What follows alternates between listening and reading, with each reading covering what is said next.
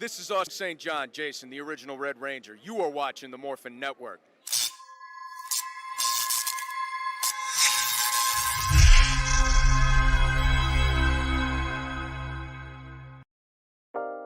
Carson's Corner is a black LGBTQ-owned small business. They sell merchandise and apparel on pop culture franchises such as Dragon Ball, King of the Hill, Sailor Moon, and of course and most importantly, Power Rangers. If you're interested in getting their amazing merch, be sure to check them out at carsoncorner.com. Link will be down below. I'm a star. Yes, you are. Hello. You are a golden boy. I am the golden boy. That's why I have this nice wand. They gave me a lot of stuff. So, yep. And it's cold here, so that's why I have to wear a cloak. And that's because it's Halloween. Well, almost Halloween. So, yeah. Well, I like to keep things a little green. Slytherin. But today, things are looking a little black. Slytherin. Just kidding. Anyway, we do have some viewers. Well, hello, guys. Welcome to a very special podcast of Ranger Podcast. Yes, I know I'm back for this episode. It's been a long time. I did the actual podcast 2 days ago here. It was a late night. You guys watched that. So I'm back with my costume. Yep. So I'll be a Hogwarts student for Halloween. So Funny you say that because I was thinking about going as a Hogwarts professor for Halloween. Ah, nice. Professor Time Rider, where can we go? Well, turn to page 394. There you'll find all you need to know about ghost ships and how to undo their curses. Oh my gosh. Okay. But anyway, guys, hello. Well, we're back. Well, I'm back, and welcome to another podcast of Ranger Podcast Live. We're reviewing Don't give up your day job. Anyway, we're reviewing Power Rangers episode. Being a Hogwarts professor is my day job, so. Anyway, we're reviewing Power Rangers episode 17, Our Hero, and yeah, this is basically a nice episode. It's a Gold Ranger focused episode, so it's very surprising. We actually get a lot to see more of Aeon. So it's only the three of us. Kent's actually doing stuff, putting the pictures. Yeah, we're just gonna wing it. Might as well. Yeah, I'll just be the host then, technically. So, Mike, as you were originally intended to. Mike, what you thought of this episode? I'm gonna be honest with you. In very good ways, this episode reminded me of the episode of Operation Overdrive, Just Like Me. Because of the whole dynamic between the Black Ranger and the Sixth Ranger, except it's also a little bit of the opposite in the kind of relationship that they had compared to Taizan and Will. And I kind of like that, but in both cases, the Sixth Ranger needs to learn from the Black Ranger about how we do things around here. And I kind of like the way the episode ended. And I love how it's going to tie in further in, I know. So might as well start off. So the Rangers we actually have a first beach scene. So here, thank you, Kent, for giving the pictures or behind the scenes. So yeah, they are at the beach, making nice sandcastles. New Zealand's nice Howie Beach. I forgot what beach it's called, Black Sand Beach. But yeah, we see basically they want ice cream. Of course, the return of Jay Borg and Jenny. We see that Jay Borg loves ice cream, but the thing is, she's a robot. She cannot technically eat them because I don't know how she's not destroyed yet, but we never know. Either way, I love the reference to Steel. Yeah. So far, they make an accident because Jay Borg gets a short circuit, and suddenly the ice cream stand that has ice cream falls down a hill. Typical Power Rangers falling a hill. Something had to save. It actually not hurts, but tries to ram other people. And we see Aeon and Chance,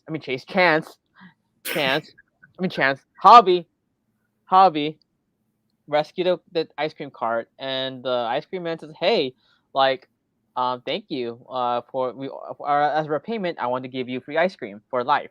Now, Hobby being a very humble guy, he's like, "Nah, no, I can't accept it. It's too much." But Aeon, again, he's not from Earth, so he doesn't know how to take greetings, and basically, he has never been loved. So it explains why. Actually, why I like this episode. People say Aeon's not technically selfish because he was never loved his planet. So that's why he first experiencing this. That's cool. So he takes advantage of it, getting the free ice cream and all of that. And then we first see our monster today, which is what's it? Shipwreck? Just The tell it shipwreck? Ghost Ship. Ghost Ship. Yeah, we call him Ghost Ship. So Ghost Ship basically wreaks havoc in the beach. Basically nets everyone. And we see the Rangers morph into a tent because they can't morph in the beach. And finally, we see the Rangers go kick badass. Honestly, the fight choreography for this episode is really nice. I liked it. But then we see Aeon doing his most badass assery with his his Moza gun or Moza blaster, and that's when we see Jen trying to do capture footage with her phone. Yes, guys, we're at the age. We're at the era of age where you can use your smartphone as journalism. But hey, whatever it is. So she goes to Ion, basically saying, "Hey, how's it like to being a Power Ranger? Basically, thank you for saving us." Now Aeon, being starstruck, becomes a golden boy. He likes the fame. You know what's funny? You know what this reminds me of this episode too, Mike? Yeah. Remember Dustin and Ninja Storm? Yeah. The episode where he saves what's it called? The store from being robbed by that millionaire guy. And so it's like, is the Yellow Ranger going solo? And he tells Shane, "Oh, green is not your color." Yeah, so it's similar to that. So Gold gets fame, but suddenly he finds out that his feral teammates also gets trapped. So what they do was, they're basically, "Hey, Aeon, what the heck? Like, save us." So he does save them. And then we go, here's more episode, here's more scenes with his Moza blaster. We go to the evil villain's base, Area 52. Oh, right quick.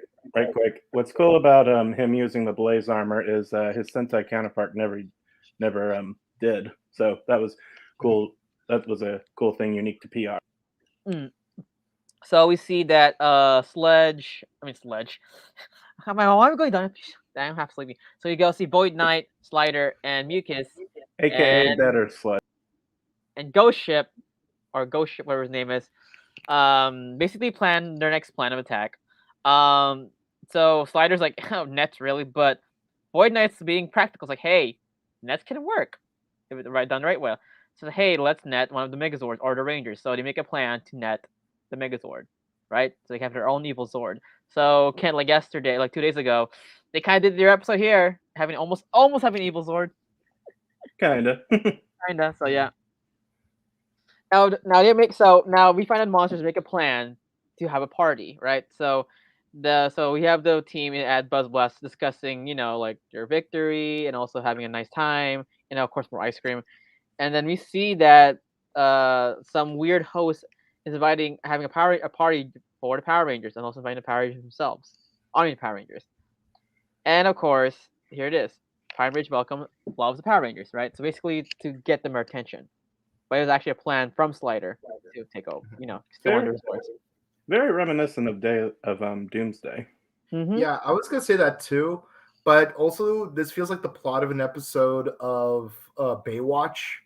But I'm also a little surprised that the host isn't played by Campbell Cooley, because it'd be funny if there was a running joke if Campbell Cooley would play all the different disguises of Slider, but they still don't recognize him like Team Rocket. So honestly, that'd be a nice background for a house or a party. But anyway, so Slider basically tries to pump the crowd like, "Hey, go Power Rangers, go Power Rangers."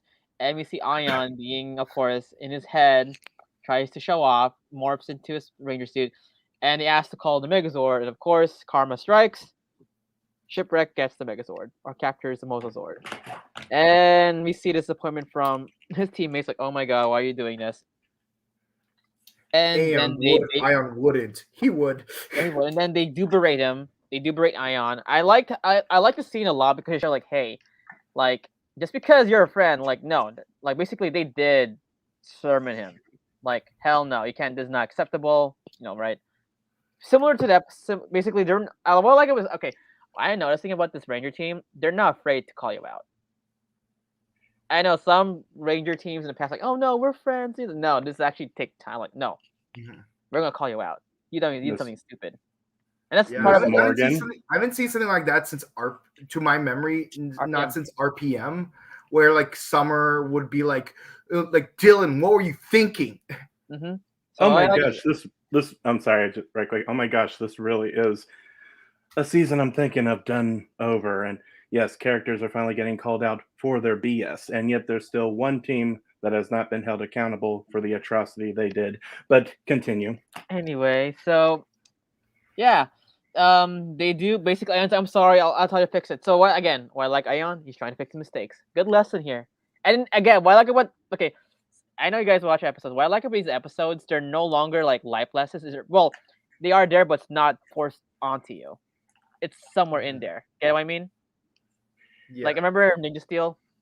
Heck, even sometimes Beast Morphers, they have like, oh, And that was lesson of the day. Like this so far for Dino Fury, it's not being forced upon you. It's somewhere there, but it's not. That's the main focus. It's more focused even on Mighty story. even Mighty Morphin was very awkward with how they forced life lessons. Yeah, So this- and like as much as I love Mick as a mentor, like sometimes he was very like over the top with how he would teach a lesson. Yeah. So again, back to story. They find a Mosasaur. It's actually in a lake. In the lake. We see that Slider's trying to hypnotize it. It doesn't work because technically he saw it from a YouTube video. So that doesn't work. And we see, of course, we see Chance. We see Javi use invisible Dino key to turn invisible and take out, the henchman. And we see, of course, Ion and Slider have a little fight, basically trying to make sure that they don't take control of the Mosasaur. The Mosasaur, it doesn't work because the Mosasaur actually does listen to Ion. And then we go back to the beach where their Rangers fight Shipwreck. It's like a ship. There you go, Shipwrecked. I actually did search it up. Give me a sec, guys. Well, okay. Do you want to take it? Want to take it, Mike? Okay, so they fight Shipwreck, and they're holding their own, but then Javi does end up saving the day. But then when Shipwreck becomes giant, Javi's the one who gets to summon the Dino volcano. I know it has a different name in Dino Fury, but it's hard to remember the names when it's just so easy to use the Sentai names. So just call it Dimetro Zord for now, and then we'll and then and try and memorize the name later. I know, but still, I like the name Dima Volcano because it's Dimetrazord with volcanic abilities. But yes, so Javi ends up using the Dimetrazord in this episode, and in the Sentai counterpart, this is the point where the Black Ranger becomes the de facto master of the Zord.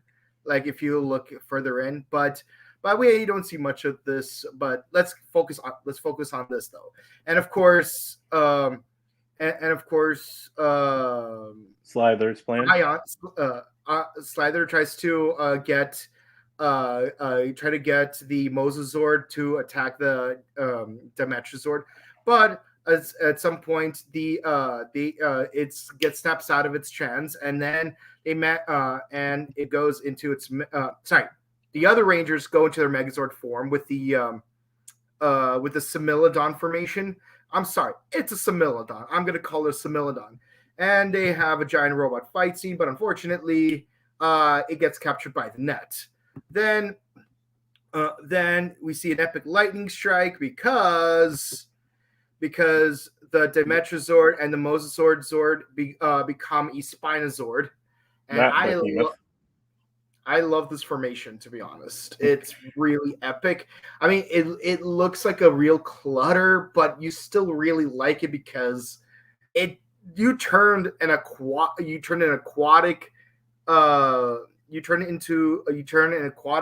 Megazord and a land-based Megazord into the true king of the dinosaurs, because a Spinosaurus can defeat a T-Rex. But using their combined powers of fire and lightning, they do manage to free the Megazord and fight off the monster. And of course, they try to have their happy beach day, and they go for the ice cream.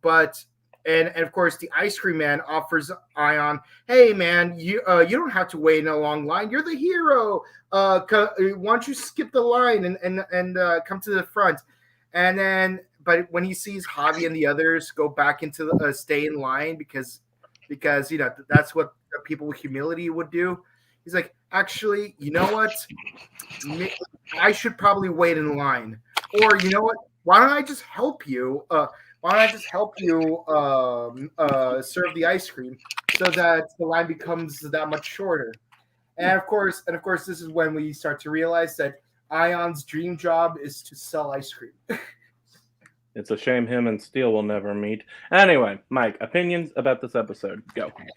Okay, opinions about this episode. I love the subtle references they made this episode to past seasons. Okay, one thing I forgot to mention from the previous episode is that Ollie did keep the laptop from the episode beforehand. The X335. But this episode, I love how they have a reference to the ninja encounter, just like me, the Doomsday, and of course, I love it when you have an aquatic Zord fused together with a land-based sword, and it's really cool. And it's nice to see when the Sixth Ranger has more than just his standard Zord formation and his battle Zord formation, and there's like an alternative other form for his Megazord, and I like that. And I love the lesson that Ion has to learn. Heroes don't ask for rewards. They fight for the sake of protecting others and nothing else. It's like the original theme song for Spider-Man. It's like Welcome he doesn't fame, want he's rewards. ignored. This is only Action. Is his only reward. It's welcome fame, he's ignored. Action is his His reward. own reward. Life is a great big bang up. Whenever there's a hang up, you'll find the gold. Ryan, your opinions? Yeah, sorry about that, guys. I had to do a little emergency, but I'm back. Okay, so, my opinions in this episode. Really great episode. Really great episode. Honestly. Oh, sorry, Mike. You're unmuted now. Okay, so like this episode, I give the episode of 9 out of 10. My thoughts. I would also give it a 9 out of 10 because I thought it was gonna be like another lesson. No, I like what the lesson is not forced upon. It's actually just there. So it's slowly showing that we do not need life lessons anymore. Well, they do, but do not show it like forced upon you. The focus on the episode, like the focus of the episode was more focused on Aeon, like his personality. We showed more of his personality, so that's why I like this episode. We also show that he has insecurities. That's very deep for a Power Ranger episode. He has his own, because again, for people that want fame and they have deep insecurities, and it showed that even though he's a Power Ranger, he still has insecurities. So that's why I like this episode. The pacing could have been a little better. It was just like but again, Slider did a good job. Campbell Cooley did a good job voicing Slider. Good job. It shows Slider's very. It shows honestly, this episode shows Slider's very competent villain. Like he's also very not okay. He's dangerous. He's threatening. So 9 out of 10. I love Ion in this episode. The Moses Sword had more spotlight. I liked it. So a sword actually has spotlight done right. So yeah, 9 out of 10. All right. Overall, I thought the episode was okay. The lesson was okay. The lesson was decent, and I thought it's funny that scene with the ice cream falling down. It's like they simultaneously improved on the scene from season 2 and made it slightly worse as well. But the references to the previous seasons was kind of cool. Also, I love that J-Borg, her eating ice cream, kind of reminded me of XJ9 in the first episode of My Life as a Teenage Robot. She just chugs it all down and throws it out of her stomach. Like I said, there were some cheesy bits, like the citizens like wanting to get pictures when a monster's attacking, and I was like, although it's scary, this is probably what people would do in real life anyway. But yeah, and also characters getting called out for their BS because we did not get that from another team. So I guess when you say, like I said, I was gonna probably give it a 7, but I'll give it extra brownie points and make it a 9 for the BS calling out. Mm-hmm. Okay, so it's 9s across the board. Mm-hmm. Yeah. Okay, might as well do only 2 people, so this will be quick. Mike, what do you think of showing that actual Ranger has insecurity? Well, they already did show in the past But how do you feel how the writers showed personal insecurity, the topic of personal insecurity with Ion or in the Ranger in this episode? Yeah, I think they were a lot more subtle with this one, and I think that's the word you were looking for, where you're talking about the way they teach life lessons. Yeah, it's more subtle. I have no problem with teaching life lessons in Power Rangers because they've always been teaching life lessons. But the question is, how are you teaching those life lessons? And Nickelodeon seasons have been notorious for not doing a good job because of the lack of subtlety in that. Um, but I think things are improving, and maybe this is a hint about the whole Netflix thing. Um, yeah, and yeah, it's nice to see when a ranger has insecurities, because you'd think Power Rangers are always these perfect heroes, but the thing is, they all have flaws and weaknesses that they need to overcome. The question is, do we get to see them having really good flaws, and how do we see them overcome those flaws? Because we've had Rangers in the past that were relatively flawless, like Troy, yeah, like say what you will about performance wise, but as he never showed any kind of weakness for him to overcome. Well, and then there's other characters who had flaws that they never overcame. So it's like, Tyler. here's the growth. Yeah. So I love to see that, and I love to see progression in their growth over time, and I like seeing that. So there's that. And given the whole Golden Boy thing, yeah, it's like it kind of takes me back to the original Power Rangers, because a ranger must never use their power for personal gain. A ranger must never summon their Zords unless the enemy escalates a battle. So he already broke two of Zordon's rules right there. It's a miracle he didn't reveal himself to be Ion and break all three other rules. I think I'll keep it simple and stop right here. Okay. Kent, what do you think? So what's your how do you feel of the actual Rangers actually calling? I noticed so far again they call that Ion. Like Mhm. they showed this season that they're not afraid to call you out. Because remember, like the episode 15 when you revealed the Gold Ranger, like Mhm. or 16, I guess 16 or 17, I forgot. Where basically Ion called out Zato for being stupid and like Sporex straight up. So how you Mhm. feel about this? Yeah.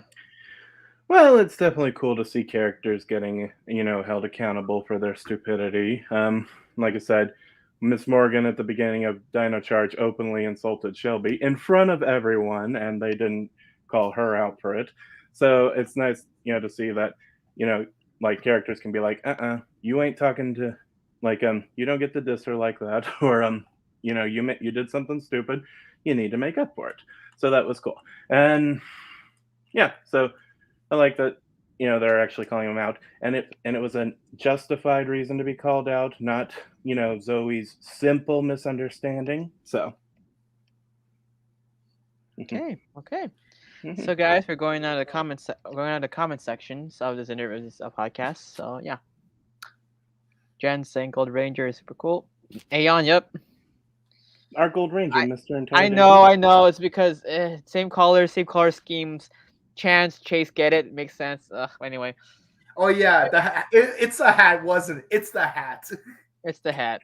Slider slowly becoming a favorite villain. Yeah, I mean in Sentai, Wiseru is technically beloved, and What? so Yeah, Yeah, yeah, What's cool is the villains aren't being don't make dumb decisions simply to move the plot along. That's awesome.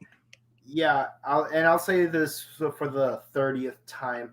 Both Wiseru and Slather are my favorite villain in both versions of Dino Fury. mm. Mhm. Jake Gonzalez. Writing is better. Also, Red Diamond Fright. Yeah, we're getting a Red Mhm. Diamond Fright Lightning figure. So Talk I'm about gonna that get. soon. We're gonna get that soon. So yeah. Again, we'll do a podcast for Hasbro Pulse. Maybe tomorrow or maybe this week. But tomorrow we have a special interview. I don't have the thumbnail yet, banner yet. So Fox, we're watching this. We need the thumbnail right now or banner quickly. Because I have to announce him now because his interview is tomorrow. But yeah, but I'll say this person's from Ninja Steel. Wink, wink. Mhm. Uh, I like the Zords are badass. Yeah, the Zords are badass this season. Yeah. The Lego gimmick's a little cheesy, but it works. Mhm. I'm gonna make this prediction right now. Uh, out of the 5 remaining Rangers in Dino Fury, I think the next one to get a lightning figure is either Ion or Izzy. I'm calling it right now. What happened? I'm calling it right now. My prediction as to which of the 5 remaining Dino Fury Rangers will get a lightning figure will either be Izzy or Ion. I'm suspecting Izzy. Like again, Izzy has been now, technically now in the Legacy Wars. Mm-hmm. So don't be surprised if Izzy gets the next figure. And I'm making the call about the removable skirt. Yeah. That'd be. I'm curious how they would do that if they did. Since he's not under the, it's funny. Even in the game, he actually takes the skirt. Since he's not under his, yeah, that's facts. That is facts. He does. No, I'm not saying he has to. I'm just saying it's funny how he broke 2 out of those 3 rules. Again, rules are made to be broken. Let's see. Izzy will probably get. Yep, she will. I mean, it's obvious. Like they're all gonna get.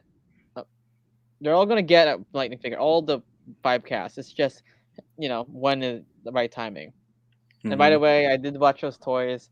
I am going to get a red lightning figure. So yeah, but there's a certain toy I'll not get because Hasbro's trying to take my money, but it's okay. Shut up and take their money. Or shut I up know. and let them I'm take willing to their buy your money. toys. Okay. Don't you know the Gaim theme song? Don't say no, just buy more. Oh my gosh. I like the gold. Yeah, same here. I like Aeon's cool. Honestly, of all the Gold Rangers I've seen, Aeon right now is recently, like, again I do like Nate, but he is cool. I like Aeon. He reminds me of like I'll say he reminds me more of what's the term, like the Sixth Ranger, what's his name? That's Taizan? cool. Yeah, he reminds me of Taizan. He does a little bit of Taizan. Like he is an alien, but he acts cool. It's like, oh, okay. So yeah. It's So better than Sam. Yeah, it's better than Sam. As much as I like his suit. Sam, Yeah. I will say, well, that's the story for if we ever get to talk about SPD. I'd say making Sam the Omega Ranger was a cool call, though. But anyway. Yeah. It was a good decision. I just hate what they did with the character once he showed up. That was Disney's fault. So. Yeah, Disney. Being cheap to come on. Anyway, I have a cool suit though. I love his suit though. I love Omega Ranger. I'm so happy that we're getting. Yep. All right, guys. That's pretty much all the comments. So again, it was a short podcast, but So again, it's cold. So, Aeon's cool. Like he's like Zach. Yeah. It's like what I said last time. All right. So where can I find you, my good supporters of the Wizarding World? Okay. So Mike, where can I find you?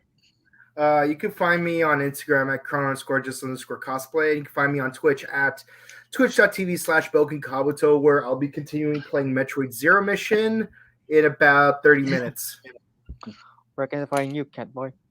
Find me on Instagram, brown_K, as well as QR Ranger Book. Where can we find you, Professor Chinchilla? About a Kedavra. Anyway. Expelliarmus! You don't even have a wand. This is a Mimblewimble. It is for the Wizarding World. Just kidding. Anyway, does your wand have a box? Oculus Removo. Okay. Anyway, so. Instagram, DancerBoy247. And please follow us at the Morphin Network. At YouTube, is here at Facebook and Twitter. So, all right, guys. Again, we're gonna have an interview tomorrow. I'll say right now, 8:00 p.m. Screw. I'll say who it is. Okay. Treat for you guys today. Tomorrow at 6 p.m. my time, 9 p.m. Kent's time, because Kent will be helping me out. We're interviewing Nick Beckwith. He was the fake Aiden, Robot Aiden from Power Rangers Ninja Steel. I know it's so fast, but thing is, I was able to talk to him 2 days ago. Well, message, and yeah, he wants to do his interview today. Well, tomorrow. So because that's his best schedule. So which will be today because New Zealand. I kidding. Yeah, tomorrow. Yeah. So Fox, give me the banner. Okay. Well, in the meantime, Apple. All right, so that's all for today, everyone. Smile and wave, Chinchilla. What? You're not smiling and waving. I know. I'm gonna pray as well. Bye bye. Okay. Well, I guess we're all operating. Peace out, everyone.